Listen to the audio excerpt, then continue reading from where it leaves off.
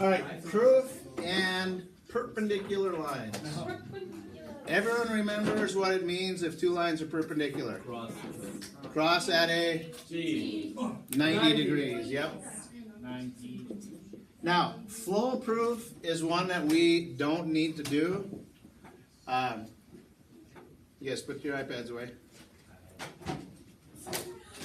A flow proof, everyone's seeing them. It's where they give you something, and if it's yes, you go here. If it's no, you go here.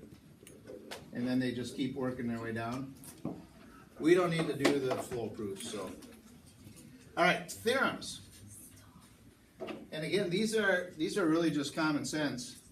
If two lines intersect to form a linear pair, remember a linear pair is any two angles that form a 180, and each angle is congruent, what do those angles have to be? They each have to be 90. Yep. Which means the lines are perpendicular. G is perpendicular to H.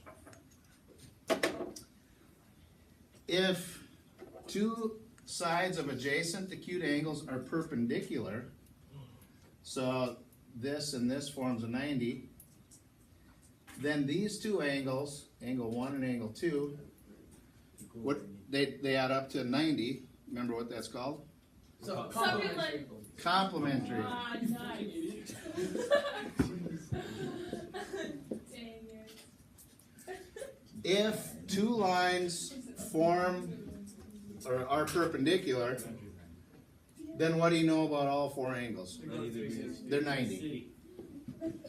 So obviously, if you see a picture like this where one angle's 90, the other angles have to be 90 also.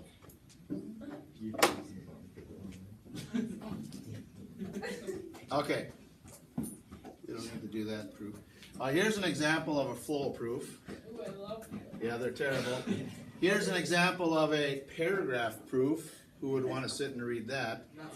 This is a 2-column proof, which are the types that we will be doing. You know, I've already shown you a bunch of these. They've filled in pretty much everything for you on this proof. They started off with the given. The measure of angle AEC is equal to the measure of angle DEB. Okay, so we know here that AEC, this angle, is equal to DEB, this angle. So they say here, if you add AEB onto BEC, so if you add this angle and this angle, you get the whole angle. You want to come up here? Oh my glasses. Get up there. So that's the angle addition postulate. You add this angle onto this angle, it gives you the whole angle. Then they're doing that for the other set. AEB plus BEC is equal to DEB, because you can just interchange these two because they're equal to each other. That's the substitution. Then they go through the same problem or process with these two.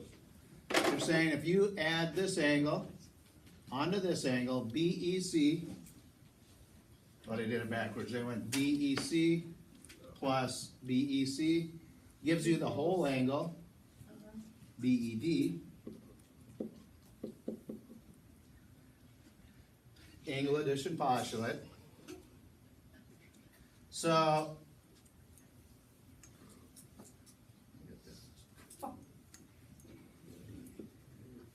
since these two are the same, that means these two have to be the same. I just wrote it backwards, DED and DED.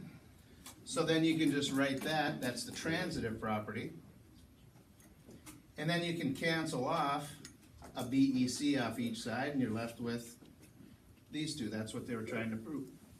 So that was just subtraction.